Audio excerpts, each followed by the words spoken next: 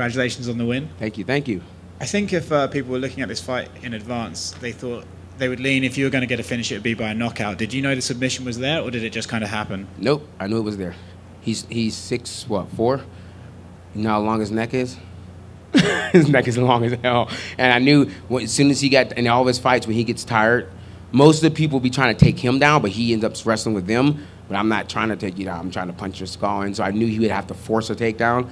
And I knew, like, that's my guillotine. I get it all the time. I catch black belts with it.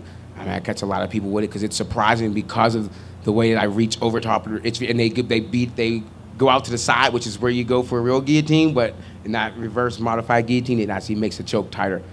Yeah, because when it started off, it was almost like a kickboxing Muay Thai fight. You're just right. back and forth, back and forth. In your head, then, do you think all I have to do is wait until the third round and you're going to get tired and then I can catch? Once he stayed on my back and he couldn't sub me, and I rolled over inside his legs, that's what let me know his legs were already tired. And I'm like, okay, he's going to have to shoot. And he's freaking 6 foot tall. So in order for him to get to my hips, he's going to have to close about 4 feet level down. And he was doing it lazily, and I was elbowing him. He didn't like it, and I knew he was going to give me. I kind of went for a choke at the end of the second round, and no lie, he almost had me in a Von Flue choke because that shit was tight. I was like, oh, because my man Chris Dempsey was screaming at me. He goes, let go of the guillotine when the person's passing over. And I was like, I'm going to hold on to this shit. I'm going to roll him over. And his big-ass long legs did not roll over. And I was sitting there, I heard my corner say, I could have sworn they said 10 seconds, but I guess they said 30 seconds. And I looked up, and I was like, oh, my God. And I could feel it getting tight, so I had to, like, really squirm and, like, kind of give up the mount position for him to get out of it. But, yeah, so. I mean, how close was it? Like, really close? Or? Nah, when it starts getting really close, I might bite you. Okay, well. 1 point, Mr. Worthy. 1 point. You know? You were training for Michael Johnson for this fight. What's the switch-up like? Well, actually, I wasn't training for Michael Johnson. I only trained for Michael Johnson for 1 week. I was training for Edelman Azatar. That was my original opponent for the April card. Then he got canceled 10 days out or 2 weeks out, and they asked me Michael Johnson. I said, yeah. So, like, I really, like, him and Michael Johnson were both southpaws. Like I said, my main training partner, shout out to John Diaz-Sous, he's a southpaw. Him, my man Nick Brown, and Big Ethan, and a couple other guys, and Richie Catalina, they came down, helped me get some southpaw work in. I really didn't have much time to prepare for it, but because my main training partner is a southpaw, and he's a slick, fast southpaw, Dana White, get at him. Him and Nick Brown, seriously, like I don't know what's up, man. Like my man Nick Brown's 9-1, and he like 8 finishes. John's on a 5-fight win streak. I think he's like 12-6 or 7 or something. They both should be in the UFC, so hopefully this gives a little bit more attention to a small town Pittsburgh boys. Congrats on the win, man. Thank you. Kama.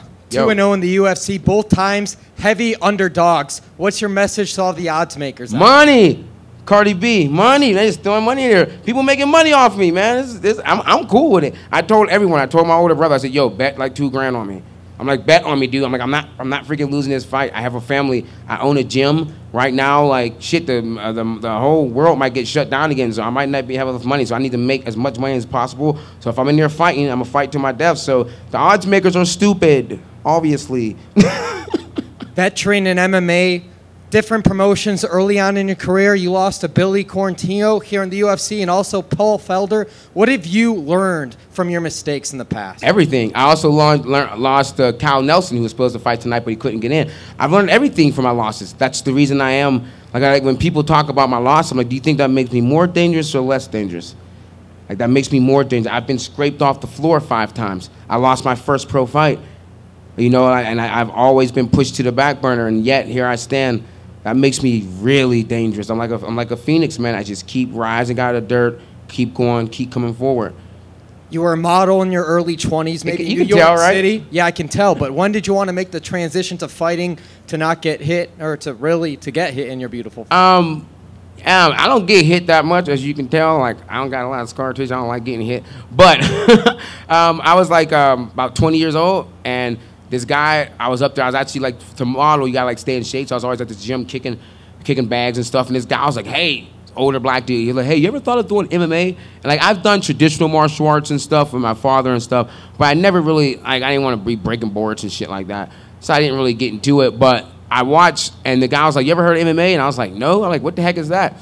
And I walked outside, and there's a billboard for George St. Pierre. It's huge. I'm like in downtown New York. I'm like, "What the heck?"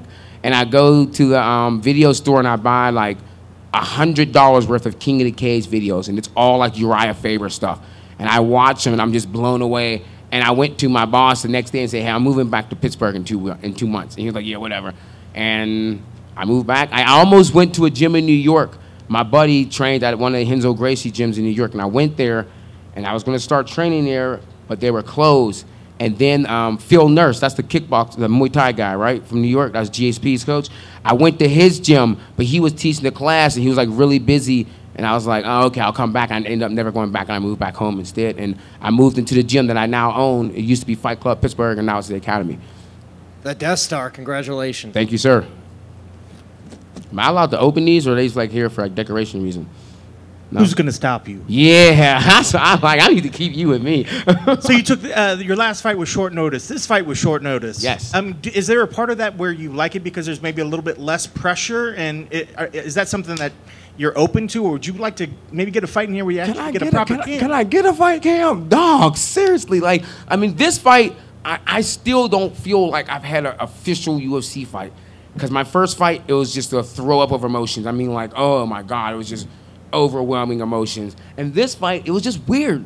Like, just not without the crowd and stuff. Like I came in kind of flat. I told me and my coach just talked. We're like, oh, we should have pushed a little bit more in the back because I wasn't quite sweaty when I walked in there. And I came out kind of flat. And as the fight started to go, like I've had more alertness and worried about where I'm at when I'm sparring with my training partners. You know what I mean? It was just weird. Like once I noticed he couldn't touch me with his knee, I knew he didn't really have any other weapons besides his grappling. I'm like, okay, if he gets to my back, just don't let him choke me. I can roll him over. So my danger, I was never really afraid of anything. He hit me a couple of times, but believe me, like I said, my teammates, I have a little brother. He tries to kill me every time he spars me. So my teammates be trying to kill me. So it wasn't really anything I had never seen before. Do you think that's just a symptom of just this sort of setup with the lack of crowd? Do you think fighters will get used to it, and maybe just yourself, that going in there and fighting in this environment again, you'll be able to get a quicker start the next time around? Oh, I mean, like I'm cool with it. Like, I mean, because I didn't get nervous. Like normally before every fight, like people always ask me, how do you feel? I feel like I'm gonna pass out as I walk up to the cage.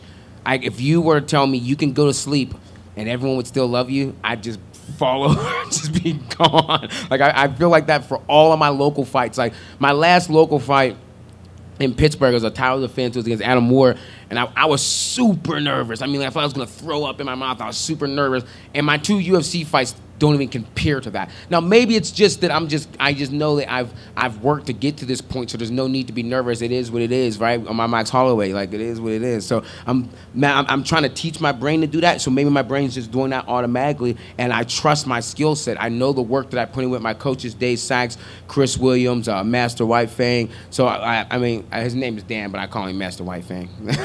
But I mean, like, so I put in the work. So I think my body just knows, like, okay, we're just going to run on command. So I think it's just getting more and more used to it. And speaking of getting used to it, getting back in there, you know, you had the couple names that you were supposed to fight that fell through.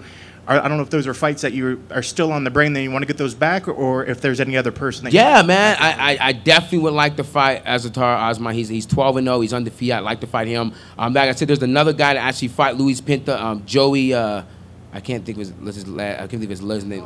Yeah, so it's Arnold. I mean, this has a little disrespect call. He's a solid fighter. I just want to see how I think we would get in there and tussle. Then I've always liked Yancy Medeiros too. Like, he's a tough guy. I think we would go in there and he's like trains with Diaz brothers. I'd be shooters trying to smack each other and shit. I think that'd be fun. So I mean, those are 3 guys I definitely like to fight. And there's a couple other guys out there too. I just can't think of them at the time.